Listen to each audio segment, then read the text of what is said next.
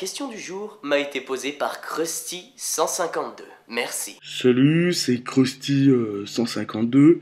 Je voudrais savoir ce qui se cache derrière les cheveux bleus de Marge. Excellente question, mon cher ami. Vois-tu, il y a de nombreuses légendes à ce sujet. La coiffure de Marge Simpson pourrait être d'origine extraterrestre ou japonaise.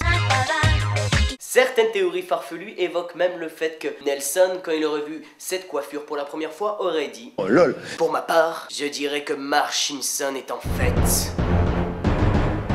Brigitte Fontaine, avec une perruque.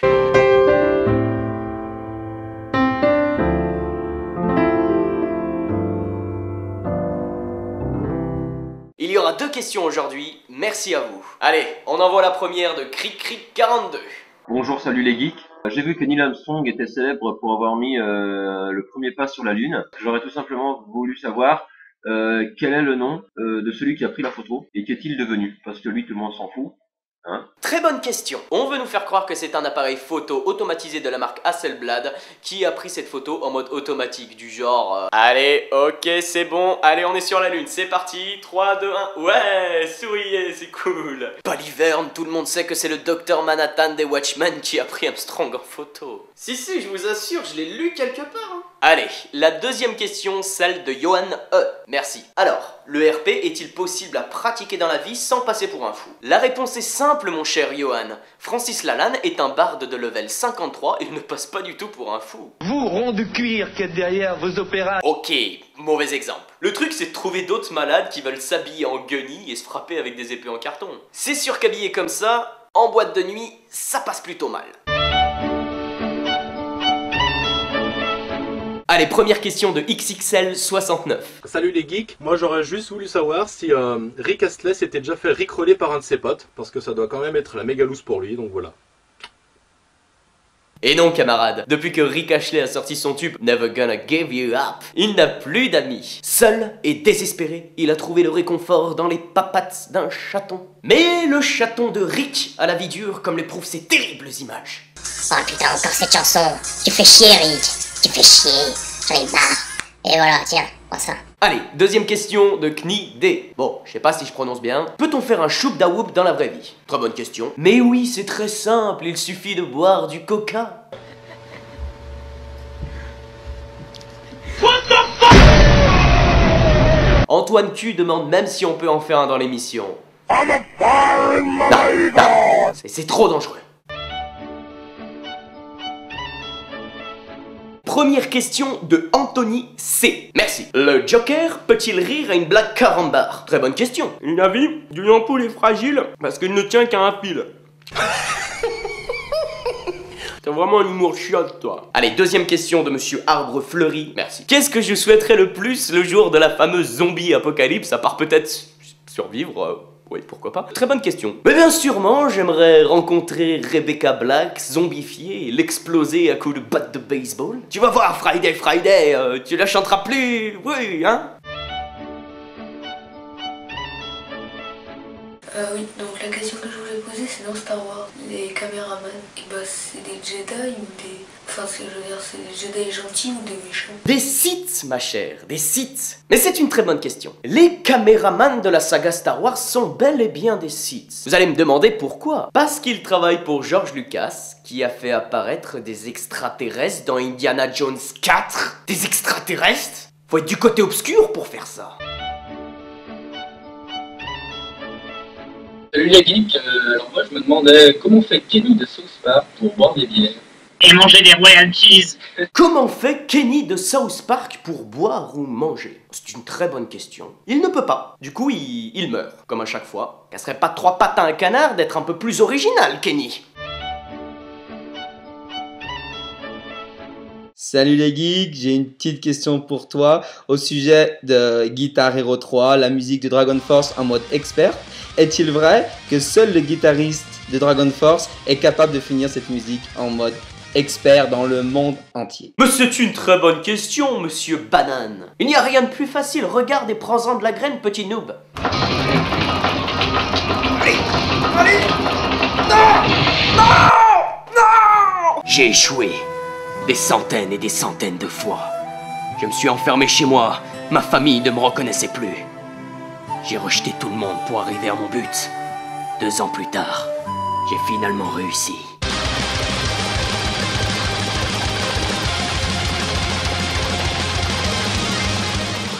Bien joué, gamin, mais c'est qu'un jeu vidéo. Alors que moi, je la joue en vrai. Et je rox. Gros noob. Oh, le sale bâtard!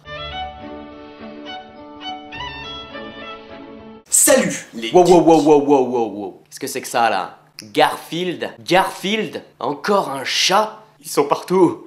Bref, continue. Salut les geeks. Je me posais la question pourquoi Bob l'éponge qui vit au fond de l'océan à Bikini Bottom ne gonfle pas, parce que on sait tous, hein, une éponge, hein, quand tu mets sous l'eau, ça gonfle. Hein. Mais c'est une très bonne question, Hawaii. Regarde donc ces 2 images, laquelle se rapproche le plus de Bob?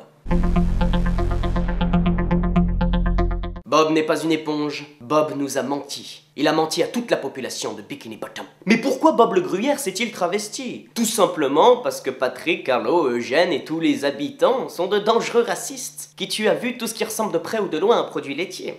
Ils auraient même inspiré le Ku Klux Klan. À mort le fromage! À mort le fromage!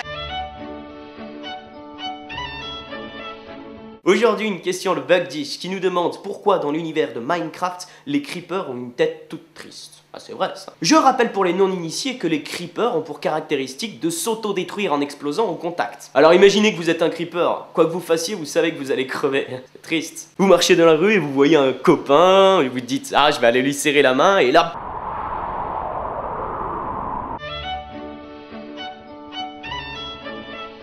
Aujourd'hui, 3 questions très rapides. La première de Niels qui demande pourquoi les gens organisent sans cesse des fins du monde. Bah, tout simplement parce que la genèse, ça a déjà été fait. Deuxième question de Bastuen qui nous demande pourquoi dans Bob l'éponge, Sandy est partie vivre sous l'eau. Eh ben tout simplement parce qu'elle avait déjà couché avec tout le monde à la surface. Des nouveaux horizons, quoi. Et la dernière question de Maxime qui demande dans l'émission de Salut les Geeks si le présentateur est un dieu. Eh bien, laisse-moi te dire que...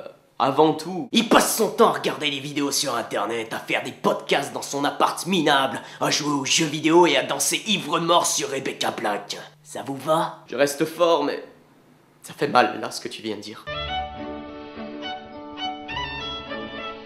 Salut les geeks, en ce moment j'utilise beaucoup mon téléphone portable et j'aimerais savoir si ce bout de plastique est vraiment cancérigène. C'est une très bonne question ce lâche, laisse-moi t'expliquer. Vois-tu, c'est en 1984 que le téléphone portable fut inventé par un dangereux fou, le Dr. Talzer Frulin, un ancien nazi. Il voit sa carrière à la destruction de l'humanité et ce fut chose faite quand il comprit que les ondes téléphoniques pouvaient transformer les humains en zombies. Ce n'est pas le cancer du cerveau qui nous attend, mais bel et bien le rêve du Dr. Talzer Frulin, une véritable apocalypse zombie.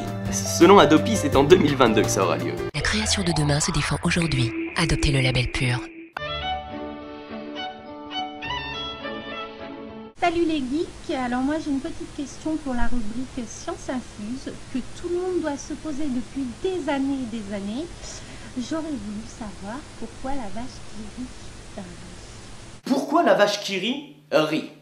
Parfois, c'est une très bonne question. Vois-tu, c'est en 1310 que le fromage de la vache qui rit fut inventé dans l'abbaye de Notre-Dame du Sauveur cloué par des moines hérétiques à l'église catholique. Ils passaient leur temps à écrire des pamphlets haineux contre Dieu et glorifiaient le Seigneur des Ténèbres. Ils furent tous exterminés par l'Inquisition. Mais une chose leur survécut, leur message, qu'ils glissèrent dans l'image de la vache qui rit. Cette vache rouge avec des cornes qui sourit, elle ne vous rappelle rien? Et regardez cela. Si l'on trace des lignes entre les cornes, la bouche et les boucles d'oreilles de cette vache, bam! Un pentacle maudit. Coïncidence? Je ne crois pas, non. Bonjour les geeks, je suis le docteur Henri Castafolt. Laissez-moi vous poser une simple question. Pourquoi les ornithorynques existent? Et est-ce que cette entité pourrait maintenir le parallèle entre les éléments naturels de la vie? Je crois que j'ai passé la science infuse.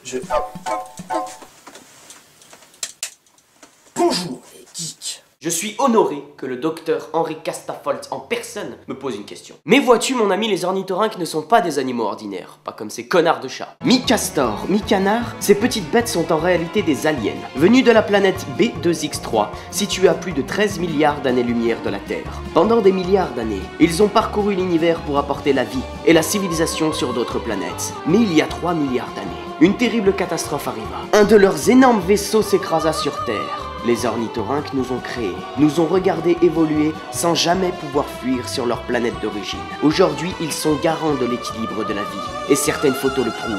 La conférence de Yalta, le 11 février 1945, le premier pas sur la Lune, le 20 juillet 1969, ou encore la chute du mur de Berlin, le 9 novembre 1989. Salut les geeks, c'est pour te poser une question. Oui, on aimerait savoir pourquoi les canards en plastique sont-ils jaunes? Bah c'est une très bonne question. D'ailleurs je remercie la radio du 15-18 qui m'ont accueilli sur leurs ondes il y a 2 semaines. Attention jingle, le paradis des chatons, c'est pour vous.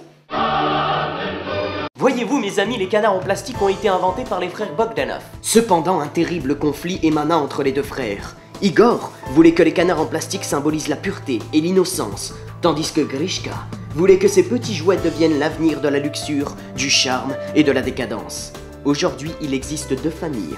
Les canards jaunes, véritable institution de sagesse dans le bain des enfants, et les canards roses, instrument du diable caché sous le lit de vos mamans. Qui remportera cette terrible bataille? Qui sera le roi du WC?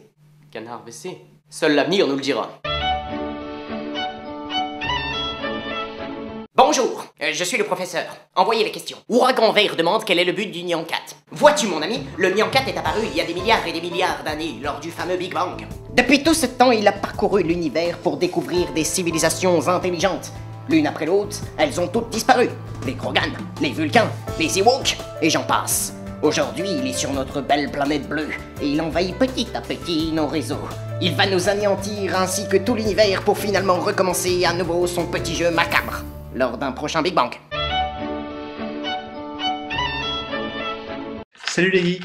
Toi qui as la science infuse, j'aimerais vraiment que tu m'expliques pourquoi la tartine beurrée tombe toujours du côté beurré. Pour élucider ce problème, il faut comprendre l'industrie du beurre dans son ensemble. Suivez-moi. Imaginez un monde où à chaque fois que l'on veut manger une tartine de beurre, celle-ci nous échappe et tombe bizarrement sur le côté beurré. Alors on refait une tartine en remettant du beurre, mais on n'a plus de beurre. Alors on va en acheter. Et le cercle infernal de la consommation de beurre se met en place. Ce n'est pas une fiction, les grands patrons de groupes de beurre ont rajouté des métaux dans leurs produits, tels que le fer, du zinc ou du plomb, pour qu'ils tombent directement sur la partie beurrée. Arnaque, complot, mensonge. SLG c'est aussi de l'information.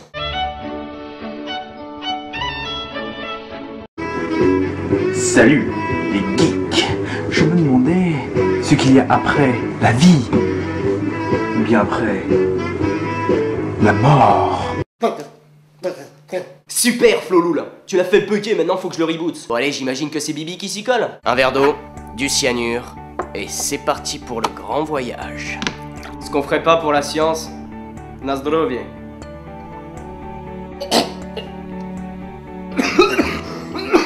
De la lumière blanche, comme c'est original. Bordel. Mathieu, tu te fous de ma gueule? Tu viens nous déranger en pleine partie de Rami pour ton émission de merde? Mal poli en plus de ça. La ferme, retourne chez toi, je veux pas de toi ici. Oh, bon, je peux juste te dire que le cyanure c'est dégueulasse, et faut que t'apprennes à jouer au Rami. Salut les geeks, je voulais savoir pourquoi les chiens attaquent toujours les peluches. Pour élucider ce problème, il faut comprendre l'origine de l'hostilité. Connais-tu le proverbe « Quand il n'y aura plus de place en enfer, les morts reviendront sur terre ». Depuis plusieurs décennies, les âmes des criminels et des bandits sont réincarnées dans les peluches que nous connaissons. Sous leur forme innocente, ils se réveillent la nuit et s'organisent pour renverser l'humanité dans le chaos. Heureusement, les chiens, grâce à leur 6e sens canin, nous protègent de ce fléau. Fiers et loyaux, ils défendent leur maître dans un combat secret contre le mal. Merci à vous, héros de l'ombre. Salut les geeks. Alors dites-moi professeur, vous qui disposez de la science infuse, pourquoi dans Mario les champignons, ils ont des yeux? Pour élucider cette anomalie, il faut comprendre l'origine de Mario. Shigeru Miyamoto, le créateur du plombier italien, est né en 1952.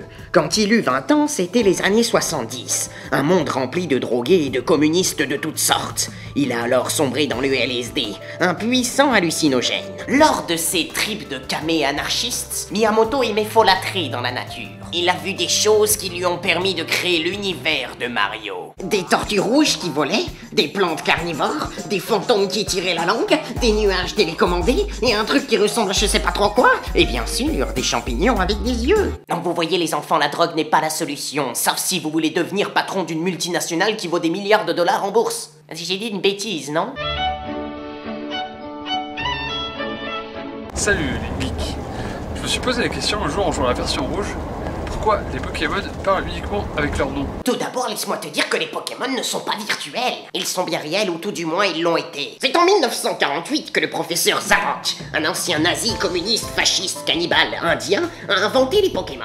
Réalisés à partir de petits chatons, le professeur les plongea dans du plutonium liquide, dans le but de créer des monstres invincibles. J'ai analysé les mots qu'il prononçait grâce à mon détecteur de langage nucléaire. Pikachu veut dire « tuez-moi ». Bulbizarre veut dire achevez-moi. Magnéti veut dire salut les mecs. Les Pokémon ont finalement tous disparu 2 ans plus tard à cause des radiations leur ayant provoqué un cancer dans le cul. Et Nintendo a recyclé cette triste histoire pour en faire un jeu vidéo épique.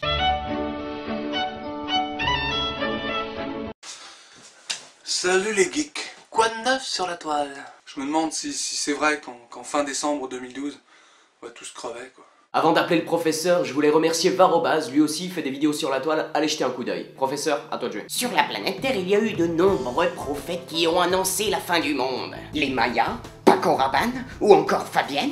Mais il n'y en avait qu'un qui détenait la vérité. Zircon, le vélociraptor qui prônait à son époque la destruction des dinosaures. Évidemment, personne n'a entendu son appel parce que les dinosaures ne savaient pas parler. Ils se contentaient de hurler. Et c'est comme ça qu'il fut repéré par un tricératops qui le mangea. Fin de l'histoire. Pourquoi Mario il baisse pas avec Peach? Ou Link ne baisse pas avec Zelda? Depuis le temps qu'on leur demande... Mais c'est une très bonne question mon ami. Vois-tu, les personnages de Nintendo sont comme les personnages de Disney. Ils n'ont pas droit d'avoir des relations sexuelles. Bien sûr, ils essayent de transgresser cette règle, mais beaucoup se sont fait avoir par les paparazzi. Comme Kirby, qui a été photographié sortant d'un nightclub gay. Mais si tu veux assouvir tes fantasmes inavoués, je te propose de regarder cette vidéo. Super, je vais encore faire des rêves érotiques en 8 bits. Salut les geeks, ici les Dark Vador au carré. Pourquoi le jeu Zelda s'appelle Zelda alors que le héros s'appelle Link? Mais voyez-vous, c'est très simple mes amis Dark Vador. Lors de la création du jeu en 1986, l'idée de Miyamoto a bien sûr été d'appeler son jeu Legends of Link. Cependant, ce nom était déjà breveté par une boîte de nuit hardcore installée dans la capitale. En effet, la boîte de nuit crée des liens. Des links entre les personnes. Et les soirées étaient légendaires, d'où le mot Legend. D'ailleurs, vous savez qui était le videur de la boîte de nuit à l'époque? Toi tu rentres pas ce soir, bitch. Salut, alors en fait je me demandais pourquoi Yoda ne fait pas des phrases normales. Enfin, je sais pas, il a pas l'air si con pourtant. Mais c'est une très bonne question. Vois-tu, Yoda est en fait issu d'une planète très pauvre dans la galaxie de Protein 8. Ses parents n'ont pas pu l'inscrire à l'école car ils n'avaient pas les moyens. En fait, Yoda ne sait pas bien parler, mais garde une intelligence supérieure. L'inverse de Marine Le Pen. Donc vous voyez les enfants, ce n'est pas grave. Même si vous n'allez pas à l'école, vous pourrez peut-être devenir un Jedi.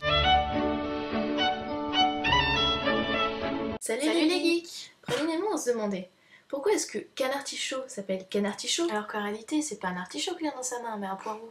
Oh, y'a des filles, je suis bien coiffé. Salut, vous faites quoi ce soir? De quoi? Qu'est-ce qui se passe, gros? Laissez-les tranquilles, bande de primates. Voyez-vous, les filles, c'est très simple. Le Pokémon Canartichaud est issu d'une région reculée où il y a des centaines d'années, l'artichaut poussait en masse. Ils s'en servaient pour se nourrir, construire des maisons et frapper d'autres Pokémon. Cependant, une usine de la marque Knorr s'installa. Ils ont collecté tous les artichauts pour faire une saloperie de soupe dégueulasse que les hippies mangeaient pour se sentir mieux. Les Canartichauds ont dû se rabattre sur le poireau pour survivre. Et personne ne volera leur poireau car il faut le dire, c'est quand même franchement dégueulasse.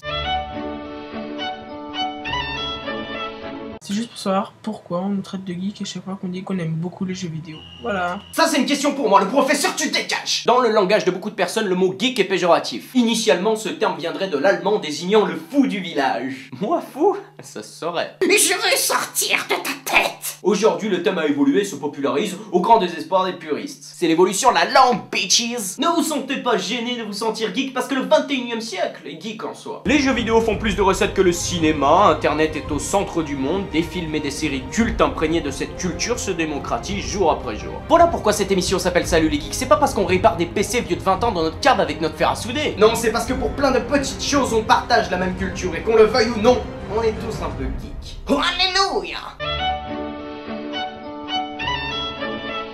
Pourquoi les lamas nous crachent-ils dessus? Ma foi, c'est une très bonne question. Et vois-tu, il y a des milliers d'années, le lama était au centre de la civilisation inca. Dans leur gastronomie locale, on trouvait le plat du yupantek, réalisé à base d'herbes et de racines. Putain de hippies. Cependant, ils ajoutaient à leur plat un ingrédient secret, la sauce de lama, un mets raffiné pour la haute société inca. Depuis qu'ils ont disparu, les lamas ont un surplus de sauce car plus personne ne mange de yupantek. Alors modestement, ils nous invitent à venir déguster leur délicieuse sauce. Pourquoi Sangoku, quand il se transforme en Super Saiyan, il est blond?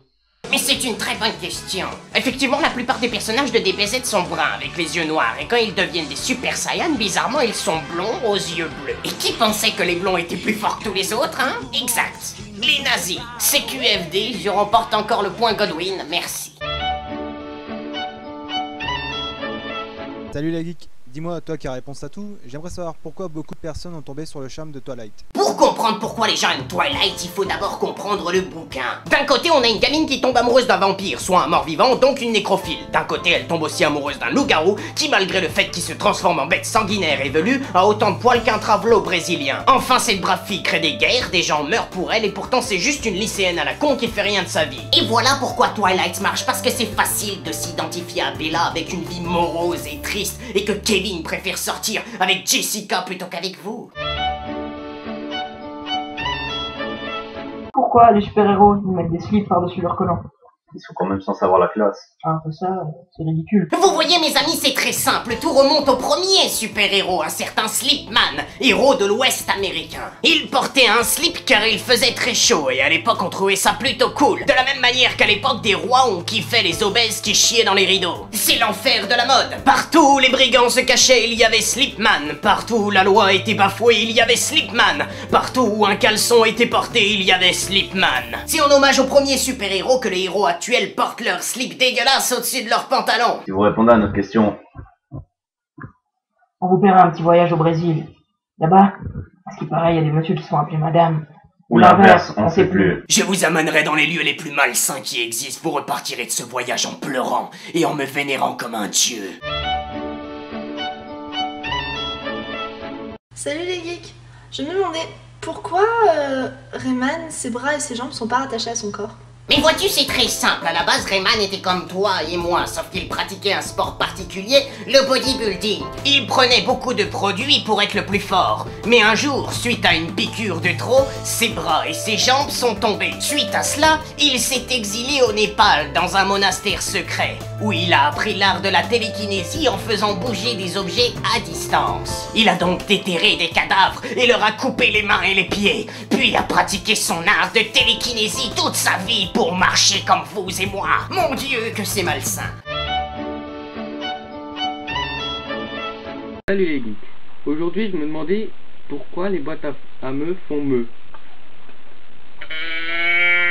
Pour comprendre les boîtes à meuh, il faut remonter plus loin dans l'histoire. Dans les années sombres du Moyen-Âge, une race de vaches se mêlait aux traditionnelles charolaises ou normandes, la race des vachinators. Plus intelligentes, plus organisées que leurs semblables, ces ruminants commençaient à créer des villes et des armées. En l'an 1256, le mage de la cour inventa une terrible invention pour éradiquer cette menace, la boîte à meuh. Capable de capturer l'âme des vachinators, ces boîtes ont été remplies pendant la Grande Guerre de la Vache en l'an 1257.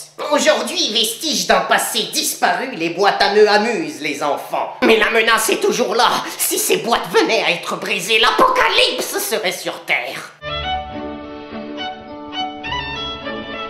Salut les geeks. Vous qui avez la science infuse, Vous pourriez me dire pourquoi la plupart des gens pensent que jouer aux jeux vidéo, c'est pas pour les filles? Vois-tu, l'univers tout entier des jeux vidéo s'est bâti sur un terrible complot d'une société secrète masculine.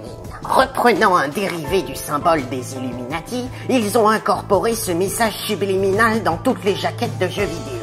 Sur celle de Sonic, nous la voyons ici. Sur celle de Mario, elle est là. Et sur celle de Skyrim, elle est clairement visible. Le but était de faire bloc contre vous, parce que franchement, on en avait marre de vous entendre parler des filles que vous aimez pas ou de vos chaussures. Mais avec les Sims, nous avons été trahis. Et vous nous gankez sans scrupule sur nos jeux vidéo favoris. Salut les geeks. Quoi de neuf sur la toile? On voudrait savoir pourquoi les pasta box sont dégueulasses. L'exemple de la pasta box est un bon moyen de vous introduire l'un de mes calculs sur lesquels je travaille depuis des décennies, la courbe des dieux. Voyez-vous, plus un plat est long à faire, plus il tend vers la courbe du bon. Plus il est court, plus il sera dégueu. Moins d'1 minute au micro-ondes, je vous laisse placer votre pasta box sur la courbe. Mais attention, cette courbe n'a rien à voir avec plus c'est long, plus c'est bon. Bah quoi?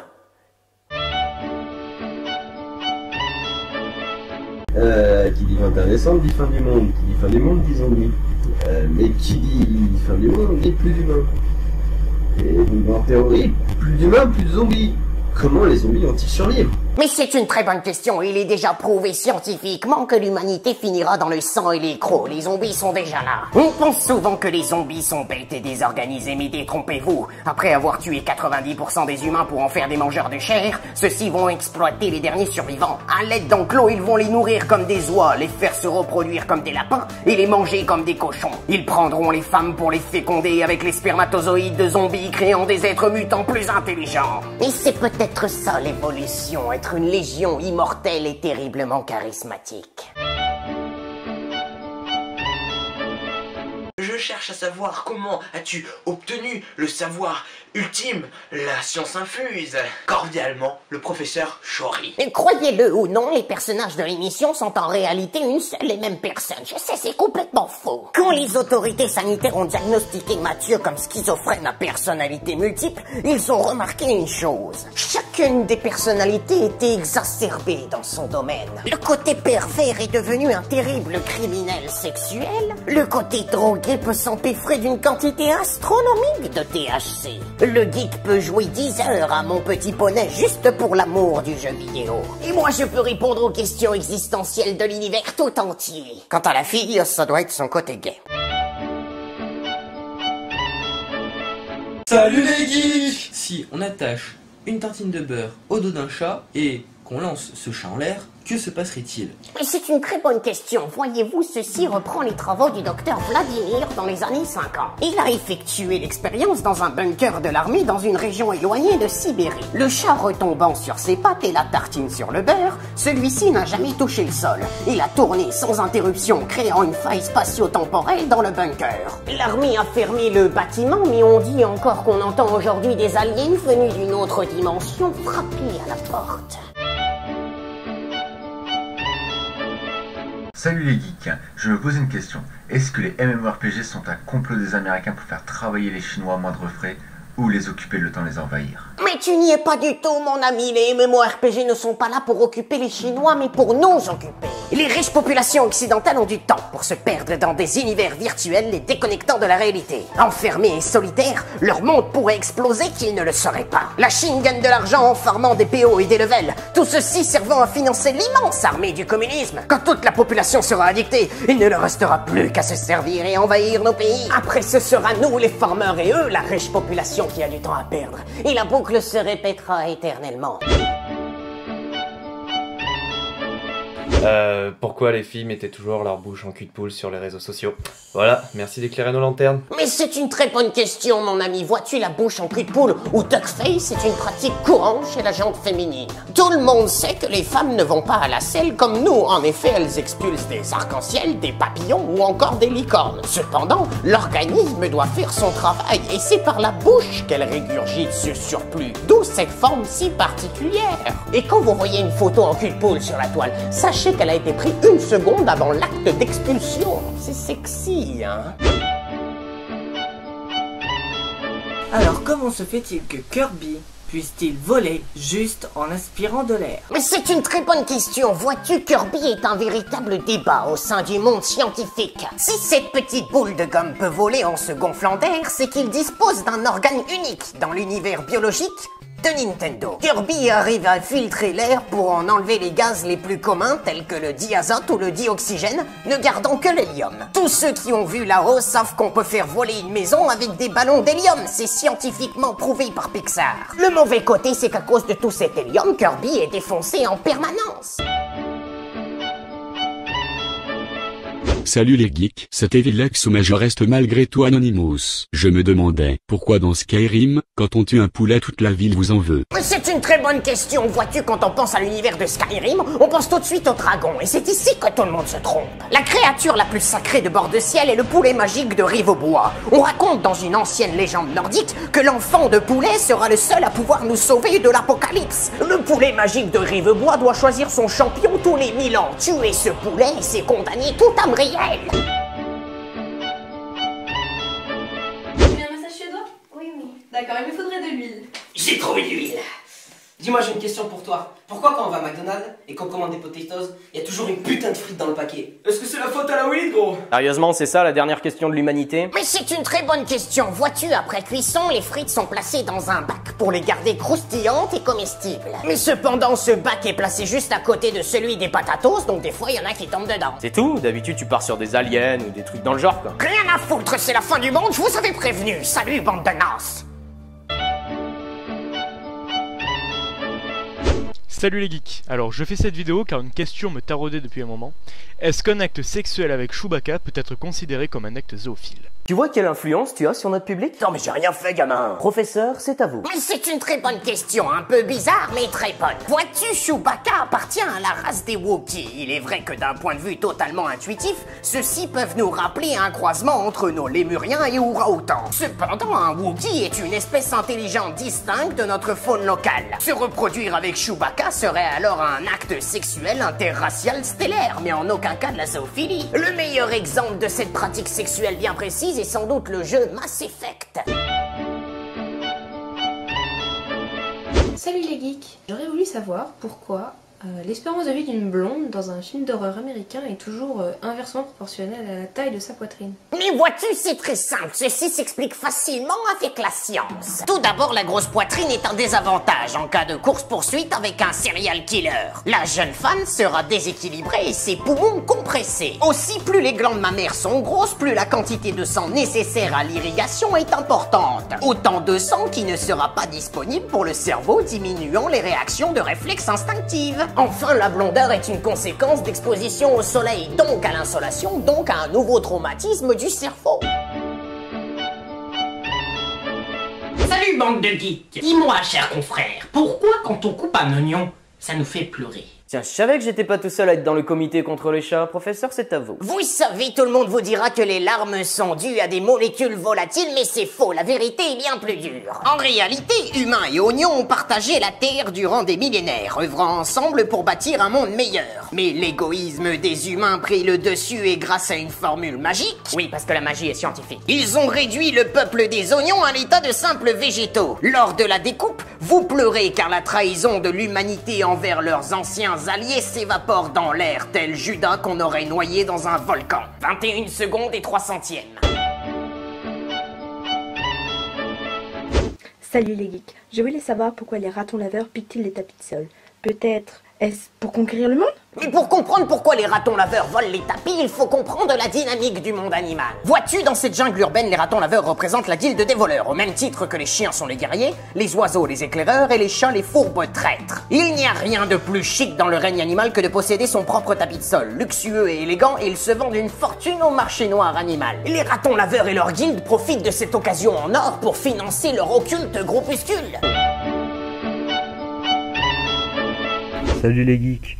Je me posais une question depuis un certain temps et je voulais savoir où vont les cubes de Tetris quand ils disparaissent. Voilà, merci. Mais c'est une très bonne question. Vois-tu, Tetris a été inventé en 1984 par un russe, monsieur Pajitnov. Celui-ci avait un projet bien précis derrière ce simple jeu de briques. Un projet qui dépasse l'entendement. Pour ceci, il allait recourir à la chirurgie esthétique pour devenir des années plus tard monsieur Marcus Persson, l'inventeur de Minecraft. Pendant des dizaines d'années, la Terre entière a détruit des centaines de millions de blocs lors des parties de Tetris. Tout ceci pour alimenter le futur jeu Minecraft. Et ouvrons aujourd'hui la question, où vont les blocs de Minecraft quand ils sont détruits? Le mystère reste entier.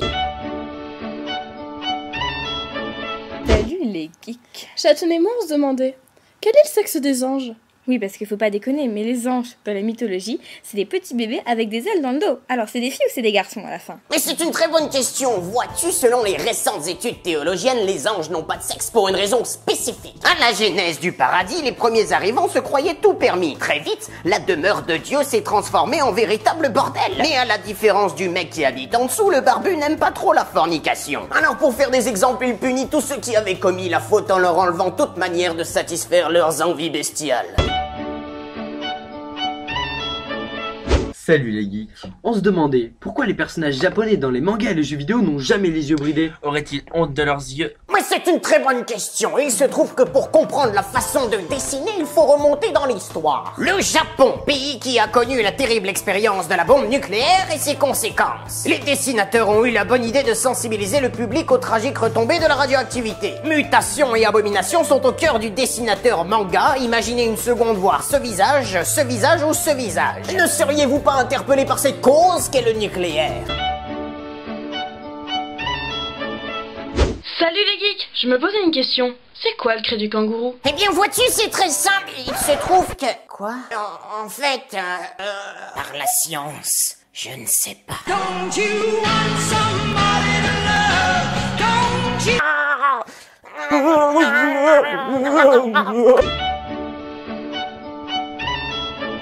Salut les geeks.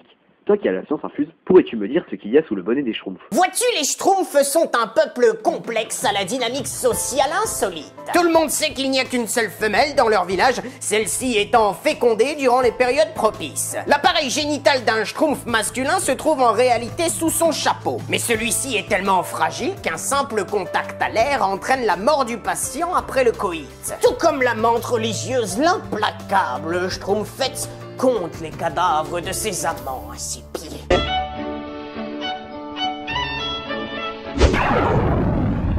Dites-moi, vous croyez que c'est possible les voyages dans le temps? Ciao! Mais c'est une très bonne question et la réponse est oui. Pour preuve, je vais remonter le temps jusqu'au premier épisode de SLG il y a 2 ans. J'ai mis la sécurité enfant sur ma machine afin de ne pas altérer l'espace-temps. Il ne me voit donc pas. Il était candide et heureux à l'époque. Prends tes médicaments sinon le démon va s'emparer de ton esprit. Quelqu'un m'a appelé? Salut les geeks. Je me demandais pourquoi est-ce que dans le Seigneur des Anneaux, les aigles n'ont pas tout simplement emmené Frodon jusque la montagne du destin? Mais c'est une très bonne question. Vois-tu, les aigles dans la trilogie de Tolkien sont les personnages les plus hautains, narcissiques et égocentriques. Les aigles sont arrivés au dernier moment volontairement pour pouvoir se vanter auprès de tout le monde. Hey bitches, sans nous vous seriez tous les serviteurs d'un globe oculaire aussi enflammé qu'un moine tibétain. Minute les geeks, l'autre jour, en lisant un bouquin, je me suis posé une question. Sachant que les reptiles sont des animaux à sang froid et que les dragons sont des reptiles, les dragons sont-ils des animaux à sang froid? Mais vois-tu, c'est très simple. Non, dégage, j'ai toujours rêvé de faire ça. Les dragons sont bel et bien des reptiles, donc leur sang est froid et nécessite une exposition à une source de chaleur. C'est ici que l'évolution prend tout son sens. Habituée à vivre cloîtrée dans des grottes sur une montagne d'or, une glande spéciale est apparue. Je suis un gâteau de riz. Celle-ci sécrète un liquide naturellement inflammable, le kérosène draconique. Et grâce à leur puissante mâchoire et à leurs dents composées à 76% de silex, les dragons peuvent provoquer une étincelle. Et hop, le dragon peut se cramer la gueule pour remonter sa température. Et là aussi, l'évolution a fait son petit bonhomme de chemin pour qu'il emmagasine la chaleur grâce à ses écailles spéciales anti-brûlure. Salut les geeks, pourquoi est-ce que les métalleux ont cet amour prononcé pour la bière? Je ne le comprends pas moi-même. Je suis revenu des morts, l'explication logique n'a toujours pas été écrite, mais c'est une très bonne question, mon ami. Le métal est, comme nous le savons, un style musical inventé par Satan. Il voulait que ses enfants, les métalleux, soient facilement reconnaissables autrement que par leurs vêtements. Il s'intéressa donc aux cheveux longs, véritable institution du métal. Satan savait que l'orge était l'ingrédient idéal pour favoriser la pousse des cheveux. Voici pourquoi il souffla dans l'oreille de ses protégés d'en boire des litres et des litres sous forme de bière. Salut Mathieu, c'est l'autre. Si Superman est super fort, mais qu'il est aussi super résistant, s'il se frappe lui-même, est-ce qu'il se fait mal? Effectivement, c'est une très bonne question. Superman est surpuissant, mais son corps l'est aussi. Mais si nous posons une équation avec d'un côté une force égale à sa résistance, on peut simplifier l'équation. Le résultat nous donnant l'image d'un homme simple se frappant lui-même, donc se faisant mal. Il faut donc utiliser la propre force de Superman pour lui faire mal. Donc Lex Luthor, un conseil, engage des judokas. Salut les geeks! Dis donc, je me demandais, pourquoi les vampires créent de l'ail? Bisous bisous! C'est une très bonne question. Vois-tu, pour comprendre pourquoi les vampires ont peur de l'ail, il faut remonter au vampire originel, Vlad III dit l'Empaleur. Suite à sa mort au combat, il fut décapité, mis sur une pique et envoyé au sultan. Son crâne maudit était toujours en vie et pouvait observer les faits et gestes de la cour du sultan. Il y est resté 14 ans et durant ces 14 années, le souverain ne mangeait que des plats à base d'ail. Imaginez cette torture, l'odeur de l'ail dans vos narines matin et soir, sans pouvoir ni bouger, ni parler. Le comte Dracula était né. Salut, j'ai un petit problème. Est-ce que tu pourrais me dire ce qui se passe si Pinocchio dit « En ce moment même, mon nez grandit ». S'il te plaît, je ne dors plus. C'est un paradoxe parfait pour détruire les intelligences artificielles, tout comme l'exemple la phrase suivante est vraie, la précédente est fausse, ou encore votre mission est de faire échouer la mission. Bravo Timothée, alias Monsieur Frisé, votre connaissance des êtres synthétiques m'impressionne. Redémarrage en cours, commandant Shepard. Tu savais que le prof était mort lors d'un précédent épisode, tu voulais une explication logique, ton raisonnement était parfait, je suis échec et mat. Mise à jour de la bibliothèque iTunes. Salut les geeks. Hey, dites-moi, d'où vient le papier WC? D'où je viens? Mon cher Mathieu, tu es un drôle de public, mais vois-tu, on veut nous faire croire que le papier toilette provient du bois des arbres, mais c'est faux. Ce que vous appelez le PQ est composé en réalité de milliards de parasites microscopiques qui, amassés tous ensemble, forment une structure solide. L'excrémentum comeidanti, littéralement le mangeur d'excréments, est un parasite d'origine extraterrestre arrivé il y a de cela des milliers d'années sur notre belle planète bleue. Son existence est un mystère habilement protégé par les Illuminati. Étant beaucoup plus nombreux, organisés et intelligents que nous, le complot vise à leur fournir toute la nourriture dont ils ont besoin en échange d'un pacte de non-agression. Et comme on le dit dans notre pays, bon appétit! Salut les geeks, dis-moi, toi qui as la sauce infuse, pourquoi est-ce que les Tortues Ninja ne mangent que des pizzas? Mais vois-tu, c'est très simple, nous savons tous que les Tortues Ninja ont muté à cause d'un produit toxique dans les égouts. Ce que nous ne savons pas en revanche est qu'avant leur découverte par Splinter, les tortues avaient elles-mêmes subi une malédiction. Il se trouve que les 4 frères étaient des pizzaiolos installés à Brooklyn. Un jour, une sorcière diabolique a décrété que leur pizza était dégueulasse. Comme punition, ils ont été transformés en tortues parce que c'est tellement plus original qu'une simple grenouille. Pizzaiolo, tortue, puis ninja. La vie d'un homme est pleine de surprises.